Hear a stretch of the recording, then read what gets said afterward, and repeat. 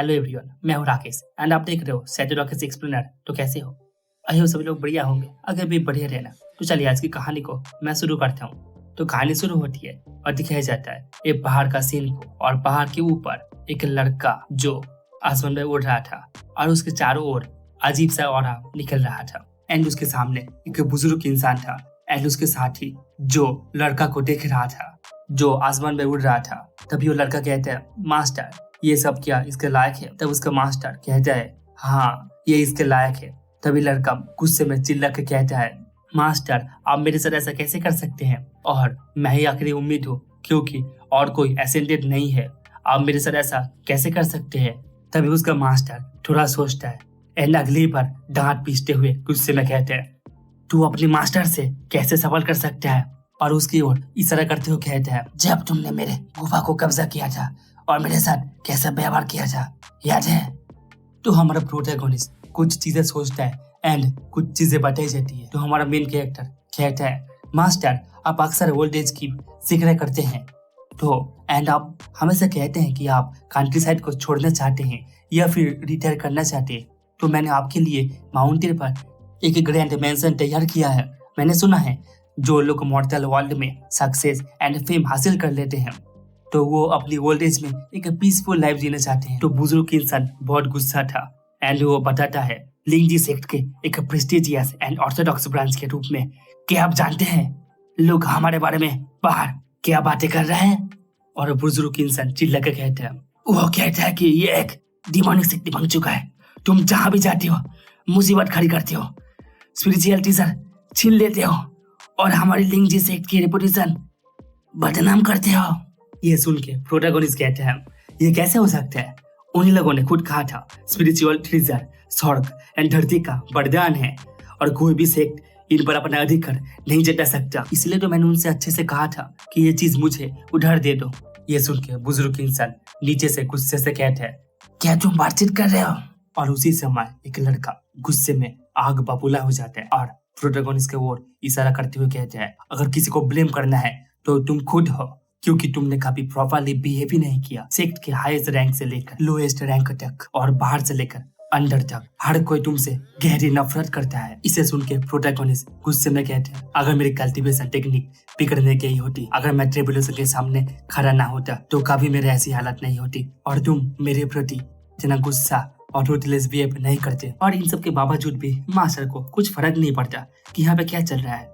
वो तो अपने नाक पे उंगली घुसाते हुए वो कहता है, वो मैं था तुम्हारा मास्टर जिसने जानबूझ के तुम्हें गलत टेक्निक दी। यह सुन के प्रोटैगनिस्ट गुस्से में आ जाता है और गुस्से में कहता है, अगर मैंने एलेक्सर को प्रॉपरली गलत नहीं समझा होता तो मेरी एनर्जी बिगड़ नहीं जाती और नहीं तुम मुझे धोखा दे पाते। और इन सभी की कॉन्वर्सेशन में एक लड़की एंट्री लेती है और वो कहता है, वो मैं थी जिसने एलेक्सर में जहर मिलाया था। तभी यहाँ पे एक इमोशनल सीन चलने लगता है और प्रोटैगनिस्ट कहता है, आखिर जूनियर सिस्टर तुमने ऐसा क्यों किया? हम दोनों ने छोटी उम्र में सेक्ट ज्वाइन किया था और लड़की तो अपने ही ने समझा। वो कहता है, फक यू, मैं कल्टीवेशन वर्ल्ड का नंबर 1 ब्यूटी हूँ। हर सेक्ट की यहाँ मेरे को चूमने में तरस जाता है सिर्फ तुमको छोड़ के। और तभी हमें एक छोटा सा बैक स्टोरी बताई जाती है जहाँ पे हमारा प्रोटैगनिस्ट और ये लड़की थी और लड़की कहती है, अगर सीनियर ब्रदर मुझे माफ करने के लिए तैयार है। तभी हमारा प्रोटैगनिस्ट सिग्मा बॉय की तरह जवाब देता है, काश तुम इतनी मेहनत कल्टीवेशन में कर रही होती, जितने तुम पाउडर लगाने में मेहनत करती हो तो तुम पिछले 100 सालों में गोल्डन कोर स्टेज पर अटकी ना होती। तो ये जवाब सुन के लड़की का हो जाता है मोए मोए। तो चलो फिर से आते हैं स्टोरी में। चारों तरफ पिन ड्रॉप साइलेंट था। तभी हमारा प्रोटैगनिस्ट जिसका नाम लिन साओ है वो कहता है, बस आज मेरी ये परेशानी है, लेकिन मैं समझ नहीं पा रहा तुम लोगों को कैसे पता चला कि आज मैं परेशानी में गुजर रहा हूँ। तभी इन सभी के बीच में एक और बुजुर्ग इंसान उंगली करता है और कहता है, मैं ही था जिसने ये राज खोल दिया। इसका नाम स्वीपर है। बुजुर्ग इंसान जिसके हाथ पे एक झाड़ू था फिर वो चिल्ला के कहता है, मैं 60 साल से इस माउंटेन गेट पे झाड़ू दे रहा हूँ, सिर्फ उन फेंके हुए स्पिरिचुअल टीचर के भरोसे अपनी जिंदगी गुजार रहा हूँ जो तुम लोग छोड़ देते हो, लेकिन सिर्फ तुमने कभी भी एक टुकड़ा भी मेरे लिए नहीं छोड़ा। गुस्सा तो तब आया जब मुझे पता चला कि सबसे ज्यादा स्पिरिचुअल टीचर तुम्हारे पास ही है। इसे सुन के लिन साओ के मुंह से खून निकल जाता है क्योंकि इसका रीजन बहुत ही ज्यादा खतरनाक था। फिर मास्टर गुस्से में चिल्ला के कहता है, लिन साओ आज तेरा हिसाब किताब एक ही दिन में सब कुछ पूरा होगा। आज मैं तेरे लिए ये ट्रिपुलेशन फॉर्मेशन तोड़ देता हूँ। फिर मास्टर लिन साओ के ऊपर अटैक करता है। ये अटैक इतना पावरफुल था कि चारों ओर हिल जाता है एंड चारों ओर एक अजीब सा ऑरा निकलता है। फिर हमारे लिन साओ के मन में कुछ आवाज आने लगती है, आज के बाद मेरे लिंजी सेक्ट में एक भी हरामी नहीं बचेगा। बहुत हो गया तेरा घमंड और खुद पे इतना विश्वास करना। क्या तुमने कभी ऐसा सोचा था कि तुम्हारे साथ एक दिन ऐसा होगा जब तुमने मुझे अपना स्पिरिचुअल टीचर देने में मजबूर किया था? लिन साओ, तेरी लालच और खुदगर्जी ने तुझे इंसानियत से भटक दिया है। कहते हैं ना, कर्म सच में बड़ी कमीनी चीज होती है। हाँ, खुद को जीनियस कहने वाला, जब तू एक अच्छा इंसान बनने के लायक भी नहीं और तू अमर बनने के सपना देख रहा है। इन सभी की बातों की फुसफुसाहट लिन साओ के काने में चुभ रहा था। फिर लिन साओ आखिर में गुस्से से कहते, नहीं, मैं लिन साओ सबसे ज्यादा महान एंड सबसे ज्यादा जीनियस मेरी तकदीर में लिखा है। महान इंसान बनना। मैं एनलाइटमेंट पाऊंगा और अमर बन जाऊंगा।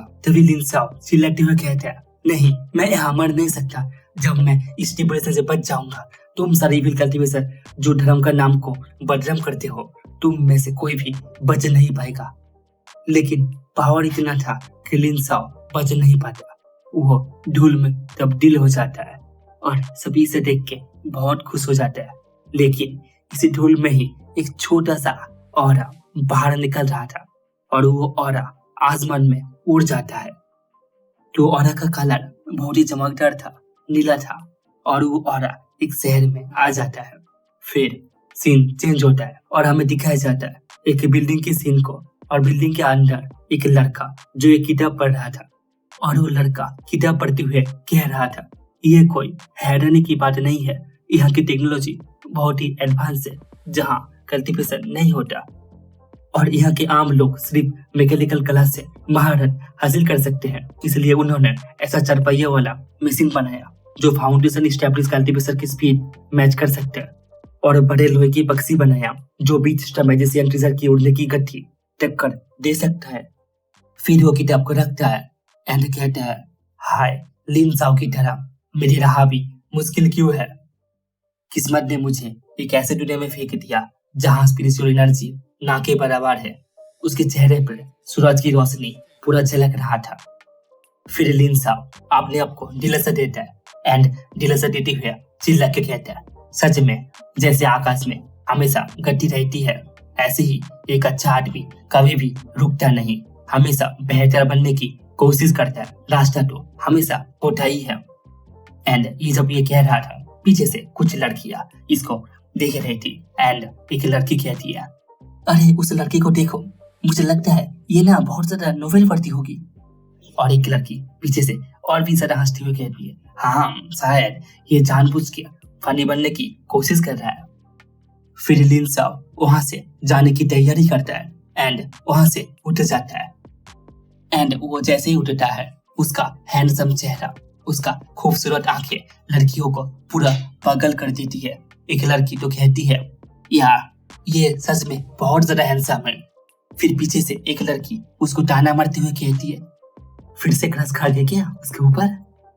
फिर हमें थोड़ा स्टोरी के बारे में बताई जाती है कि आखिर लिन साओ यहाँ पे कैसे आया। लिन साओ जिसका इमोशनल इंटेलिजेंस एक बिजली की मार से पूरा बर्बाद हो गया, अचानक ही वो खुद को एक दूसरी दुनिया में पाता है। वो एक ऐसी दुनिया में ट्रांसमिग्रेट हुआ जहाँ स्पिरिचुअल एनर्जी बहुत ही कम है, जिसकी वजह से कल्टीवेशन करना बहुत मुश्किल है। उसने सीधा एक ऐसा जवान लड़के का शरीर ली जो अनजानी वजह से जानलेवा चाकू से मर गया था या फिर घायल हो गया था। इत्तेफाक से ये जवान लड़का एंड लिन साओ सेम दिखता था, बल्कि उसका नाम भी बिल्कुल सेम ही था, लिन साओ। लेकिन उससे ज्यादा यादें इनहेलिट नहीं हो पाई, बस कुछ यादें उसके दिमाग में रह गई थी। इस वजह से उसके लिए इस नई दुनिया में फिट होना काफी ज्यादा मुश्किल भरा था। जब कोई हल नहीं मिला तो लिन साओ ने डिसाइड किया कि वो कैंपस लाइब्रेरी जाएगा। फिर लिन साओ पीछे की ओर देखता है एंड कहता है, मुझे लगा था कि ये सेक्ट एक लाइब्रेरी जैसा होगा, लेकिन ये मैजिकल छोटा सा डिवाइस, ये तो इसके आसपास भी नहीं। ये असल में कह रहा था इसके पास एक डिवाइस है और ये डिवाइस इस सेक्ट के सामने कुछ भी नहीं। फिर वो एक छोटा सा फोन बाहर निकालता है और उसको गले लगा लेता है। असल में ये एक फोन की बात कर रहा था। ये छोटी सी डिवाइस पूरी दुनिया की राज संभाले हुए है, कुछ भी दिखाने की ताकत रखता है। लाइब्रेरी से तो लाइब्रेरी से ज़्यादा ये मेरा काम का चीज़ है एंड ये काफ़ी ज़्यादा यूज़फुल है। असल में ये फ़ोन को बहुत ही ज़्यादा यूज़फुल कह रहा था। फिर लिन साओ अपने मोबाइल की स्क्रीन की ओर देखता है एंड काफ़ी ज़्यादा एक्साइट होकर कहता है, जब थोड़ा फ्री टाइम मिलेगा तो मुझे इसे कुछ दिन तक ढंग से स्टडी करना पड़ेगा। लगता है ऐप स्टोर में कुछ अवतार है जो अलग अलग मार्शल आर्ट्स प्रैक्टिस कर सकता है। शायद मुझे वहां से कल्टीवेशन के लिए कुछ इंस्पिरेशन मिलने की चांस है। फिर वो अपने मोबाइल की स्क्रीन को टच करता है। वो जैसे ही टच करता है मोबाइल की स्क्रीन फट जाती है और लिन साओ कुछ समझ नहीं पाता कि ये असल में क्या हो गया। फिर वो थोड़ा साइड में जाता है जहां पर उसे लोग ना देख सके। फिर वो हाथों को रगड़ता है। वो जैसे ही अपने हाथों को रगड़ने लगता है उसके हाथों से एक अजीब सा नीला कलर का ऑरा बाहर निकल रहा था एंड देखते ही देखते वो ऑरा बहुत ज्यादा तेज हो जाती है। फिर लिन साओ के फोन पे कुछ चीजें काउंट होने लगती है, जैसे कि उसके फोन पे कुछ चार्ज हो रहा हो। एक फॉर्मल हाई रैंकिंग कल्टीवेशन होने के नाते लिन साओ के प्लम थंडर पर मास्टरी पहले से ही है और काफी डिटेल्स में है, जो उसे बहुत फाइन कंट्रोल करने में मदद करती है। चाहे चार्ज कितनी भी तेज हो, बैटरी कभी एक्सप्लोड नहीं करेगी। फिर लिन साओ की कल्टीवेशन खत्म होती है एंड वो अपने कमर पे हाथ रखते हुए थकन के साथ कहते हैं, हाय, मेरी टेक्निक अभी भी काफी इफेक्टिव है, लेकिन इस दुनिया में स्पिरिचुअल एनर्जी इतनी कम है कि कल्टीवेशन करना बहुत मुश्किल हो गया है। और सबसे ज्यादा इम्पोर्टेंट बात यह है, फिर हमें कुछ चीजें बताई जाती है, चाहे वो अभी डिवाइन कॉन्शियसनेस ना बना पाए और बिना फाउंडेशन स्टेब्लिश के अपने आसपास को अंदर से महसूस ना कर पाए। लिन साओ ने पहले मार्शल आर्ट्स की कल्टीवेशन ट्रेनिंग लिया हुआ है, इस वजह से वो अपनी एनर्जी एंड ब्लड का यूज करके अपने शरीर को इंस्पेक्ट कर सकता है। लगता है इस बॉडी का ओरिजिनल मालिक किसी गलत इंसान को नाराज कर दिया था। ना सिर्फ उसे चाकू मारा बल्कि उसे जहर भी दिया। वो जहर में काफी ज्यादा खतरनाक चीजें मिला हुआ था, जो धीरे धीरे इस बॉडी की मांस को खोखला कर रहा था और इस शरीर को धीरे धीरे कीचड़ जैसा गंदा कर रहा था। मुझे डर है कि जिसने चाकू मारा था वो शायद इस इफेक्ट का इंतजार कर रहा था ताकि सबूत ही न बचे। फिर वो अपने हाथों को एक अजीब पोजीशन पे लाता है और ऐसा करने से ही उसके बॉडी में एक अजीब सा ऑरा झलक रहा था और अचानक से ही लिन साओ को बहुत ज्यादा पेन महसूस होता है, जैसे कि उसको बहुत ज्यादा दर्द हो रहा हो। फिर वो अपने दर्द को सहते हुए कहता है, अगर मैं फाउंडेशन स्टेब्लिश कर पाता तो सीधा अपनी स्पिरिचुअल एनर्जी का यूज करके जहर को फोर्सफुली रोक पाता। सिर्फ अपनी शरीर की एनर्जी और ब्लड पर डिपेंड करके कुछ भी असर नहीं हो रहा। सच में मैं सोचता हूँ इसने आखिर किसे नाराज किया होगा। फिर लिन साओ को कुछ चीजें याद आती है एंड वो कहता है, अब मुझे तुरंत डॉर्मेटरी वापस जाना होगा और मुझे एक डिफेंसिव फॉर्मेशन लगानी होगी ताकि किसी भी अचानक होने वाला दुश्मन के हमले से बचा जा सके। फिर सीन चेंज होता है एंड लिन साओ अपने रूम पे पहुंच गया था। रूम नंबर का नंबर था 105 एंड उसे रियलाइज होता है कि उसने की लाना भूल गया। फिर वो इधर उधर देखता है एंड एक टेक्निक का यूज करता है, इसका नाम है वॉइड स्टेप। और ये टेक्निक को यूज करके घर का दरवाजा खुल जाता है। खुल जा सिम सिम। अगर आप लोगों ने अभी तक लाइक नहीं किया तो यार आपके ऊपर भाई चप्पल पड़ेगा, आप भी मर जाओगे भाई इसकी तरह। लाइक कर दो और हाँ, लाइक करने के बाद एक चीज करना, कमेंट करना एंड बताना कि एक्सप्लेन कैसा लग रहा है। फिर लिन साओ दरवाजा को पकड़ते हुए कहता है, असल में ये टेक्निक यूजर को वॉइड के थ्रॉट स्टेप करने की एबिलिटी देता है। हर डायरेक्शन में फ्रीली ट्रैवल कर सकते हैं, लेकिन इस शरीर का कल्टीवेशन इतना लो है कि मैं बस अपने माइंड का यूज करके कुछ चीजें अनलॉक कर सकता हूँ या कुछ उसके आसपास ही। फिर वो दरवाजा खोल के अंदर आता है। अंदर की माहौल काफी ज्यादा शांत था एंड घर की हालत भी काफी ज्यादा अच्छा था। फिर लिन साओ इधर उधर देखते हुए कहता है, यहाँ पे अभी कोई नहीं है तो चलो मैं अभी शुरू कर सकता हूँ। फिर हमें कुछ चीजें बताई जाती है। कल्टीवेशन की 4 कलाओं में फॉर्मेशन एरो की सबसे ज्यादा चैलेंजिंग माना जाता है और लिन से भी इन सभी फील्ड में पूरा कमाल कर चुका था। आई मीन पूरा एक्सपर्ट था। फिर वो कॉन्सेंट्रेट करता है और उसके आंखों में एक ब्लू कलर की ऑरा दिखा रहा था। मेन फॉर्मेशन को लगातार एक्टिवेट नहीं कर सकता, इसलिए मेरी नॉन मौजूदगी में स्पिरिचुअल एनर्जी पर डिपेंड करना पड़ेगा ताकि टैलिस्मान को एक्टिवेट कर सकूं और फॉर्मेशन चलती रहे। फिर लिंसो अपनी चारों ओर देखते हुए कहता है, लेकिन इस दुनिया में स्पिरिचुअल एनर्जी सच में बहुत ही कम है। सेक्ट के माउंटेन बेस के स्पिरिचुअल फील्ड्स में भी एनर्जी सिर्फ एक भाव की एक मॉडल तक भी भर सके। असल में कह रहा था कि इस दुनिया में स्पिरिचुअल एनर्जी बहुत ज्यादा कम है। तो चलो मैं फिर से कंटिन्यू करता हूँ। जब कोई और ऑप्शन नहीं है तो पहले फॉर्मेशन ही शिफ्ट कर लेता है, फिर उसे कुछ चीजें दिखाई देता है और वो कहता है, हाँ ये क्या है, स्पिरिचुअल एनर्जी यहाँ पे कैटर हो रहा है क्या? असल में उसे एक छोटा सा बोतल दिखता है। तो अभी मुझे ये नहीं पता ये क्या है, तो मैं कुछ बोल नहीं सकता, आई मीन स्पॉइलर नहीं दे सकता। तो इस बोतल से एक नीला कलर की ऑरा बाहर निकल रहा था, लेकिन देखते देखते ऑरा की कलर चेंज हो जाता है और इसे देख के लिन साओ शॉक होते हुए कहता है, क्या बकवास है, असल में ये हो क्या रहा है, ये तो कुछ उल्टा ही कर रहा है। देखते देखते ऑरा की पावर पूरा ब्लैक हो जाती है और लिन साओ बहुत ज्यादा घबरा जाता है। फिर लिन साओ को एक छोटा सा रोशनी दिखता है एंड लिन साओ उस रोशनी में ही कहीं पे खो जाता है। फिर हमें दिखाया जाता है एक न्यू वर्ल्ड को। तो लिन साओ अभी एक न्यू वर्ल्ड में आ चुका था एंड चारों तरफ काफी लोग था जो अपना अपना काम कर रहा था। असल में लिन साओ ट्रांसमाइग्रेट हो गया था, एक न्यू वर्ल्ड में आ जाता है। तो फिर सिस्टम बताता है या फिर एक मैसेज आता है, यह है माउंट फांगो मार्केट, तुम एक आम इंसान थे जो एक दिन अचानक एक रिफाइनरी कल्टीवेटर से मिले जो अपनी जिंदगी के आखिरी मोड़ पर था। उसने तुम्हें अपनी डिसेबल बनाया। 20 साल की कठिन तपस्या के बाद तुमने फाइनली रिफाइनरी के 3rd स्टेज तक पहुंच गए थे। फिर लिन साओ इधर उधर देखता है एंड कहता है, ये कौन बात कर रहा है, आखिर ये किसकी आवाज है? तो फिर से आता है सिस्टम से एक नोटिफिकेशन, बदकिस्मती से तुम्हारे पास जो कल्टीवेशन टेक्निक है वो सिर्फ बस एक अधूरा टुकड़ा है और कोई ऑप्शन नहीं बचा। तो तुम अपने मर चुके गुरु को छोड़ने के सिर्फ 30 इन्फीरियर ग्रेड स्पिरिट स्टोन लेकर निकल पड़ते हो एक सफर पर उस लेजेंडरी मार्केट की तरफ।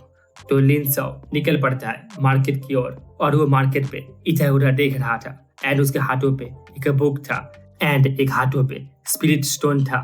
फिर से सिस्टम से एक नोटिफिकेशन आता है जहां तुम्हें उम्मीद है कि शायद आगे बढ़ने का कोई रास्ता मिल जाए। फिर सिस्टम से एक नोटिफिकेशन आता है, मिशन ऑब्जेक्टिव 1 नंबर, तुम्हें 8 घंटा जिंदा रहना है। 2, तुम्हें मार्केट से बाहर निकलना है। मिशन का रिवॉर्ड, तुम्हें 20 इन्फीरियर ग्रेड स्पिरिट स्टोन मिलेगा जो तुम्हें ओरिजिनल दुनिया में वापस ले जा सकता है। Mission failure condition mod, mission failure penalty, तुम्हारी लाइफ स्पेन 50% कम हो जाएगा। मिशन कंप्लीट हो या ना हो, तुम तुम्हारी असली दुनिया में वापस चले जाओगे। इसे देखते हुए लिन साओ बहुत एक्साइटेड हो जाता है एंड कहता है, क्या स्पिरिचुअल एनर्जी से भरा हुआ स्पिरिचुअल स्टोन, क्या मैं इसे मेरे ओरिजिनल दुनिया में ले जा सकता हूँ? तो मतलब मैं कल्टीवेशन कर सकता हूँ। अगर मैं फाउंडेशन सक्सेसफुली कर सकूँ, आई मीन इस्टेब्लिश कर सकूँ, तो फिर सब कुछ आसान हो जाएगा।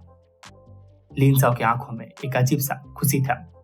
तो फिर वो मार्केट पे था एंड वो मार्केट पे घूमते घूमते सोच रहे थे, एक छोटी सी मिसाल, क्या उन्हें नहीं लगता मैं लिन साओ कभी पहाड़ी नहीं चढ़ी या मैं पहाड़ी से कभी सामान लेने नहीं गई। ये बंदा तो सिर्फ बिल्डिंग फायर टेक्निक का एक टुकड़ा कल्टीवेशन करता जो बिल्कुल बेकार है। ऐसे टेक्निक तो मार्केट पे आराम से मिल जाता है। फिर लिन साओ को एक दुकान दिखता है एंड वहां पे जाके लिन साओ चिल्ला के कहता है, शॉपकीपर मुझे एक कॉपी दो बिल्डिंग फायर टेक्निक का। फिर वो अपना स्टोन को टेबल पे वो रख देता है। शॉपकीपर एटीट्यूड के साथ कहता है, बिल्डिंग फायर टेक्निक की एक कॉपी, उसका दाम फिक्स है, 30 स्पिरिट स्टोन एकदम फिक्स है, कोई बकवास मुझे नहीं चलेगी। इसे देख के लिन साओ अपने मन में सोच रहा था, हर दुनिया में ऐसे लोग मिल जाते हैं, लालची व्यापारी। लिन साओ दुकानदार को तो हमारा लिन साओ एटीट्यूड दिखाते हुए कहता है, अगले दुकान में भी बिल्डिंग फायर टेक्निक बिक रहा है, तो इससे दुकानदार की पूरा फटे जाती है। एंड दुकानदार घबराते हुए थोड़ा शर्मा जाता है, कहते हैं, तुम्हारी सिंसियरिटी देख के मैं तुम्हें यह सिर्फ 4 स्पिरिट स्टोन में दे सकता हूँ। और लिन साओ भी बहुत खतरनाक था, 4 में से वो एक स्टोन लेता है और दुकानदार क्या ही करेगा, वो डील को फाइनल कर देता है बस 3 स्टोन में। एंड लिन साओ बाहर निकल जाता है एंड वो अंदर से बहुत खुश था। तो लिन साओ रास्ते से जाते हुए हंसते हंसते कहता है, हा हा हा, उस दिनों में मैं दुनिया में बहुत घुमा हूँ और हर तरह की बार्गेनिंग टेक्निक का सामना किया है, और तभी अचानक पीछे से कोई लिन साओ को छोड़ा मार देता है। लिन साओ ये समझ नहीं पाता कि आखिर ये किसने किया। उसको बस महसूस हुआ कि वो मर रहा है। पहले के जमाने में मैंने काफी सारा सफर किया और बड़े बड़े नजरे देखे। ये छोटी मोटी बार्गेनिंग ट्रिक्स मेरे लिए कुछ भी नहीं। लिन साओ ये मरते हुए कहता है, और उसके आसपास कुछ लोग खड़ा था, उसको देखते हुए हंस रहा था और कह रहा था अरे भाई, ये बंदा तो बिल्कुल बेपरवाह लग रहा था। सच में एक मोटी बकरी है। पहले नजर में ही लगा था किसने कभी सोसाइटी की असली शक्ति नहीं देखी। और लिन साओ मरते हुए कह रहा था, यार यह कितना बकवास है, मेरे साथ ये स्कैम निकल गया। तभी सिस्टम पे आता एक नोटिफिकेशन, तुम्हारी 50% लाइफ स्पेन खत्म हो चुकी है। हमने काट लिया और ये मिशन फेल हो। तो गाइस कैसा लगा आज के एपिसोड मुझे कमेंट में बोलना, एंड गाइस लाइक करना। Bye bye.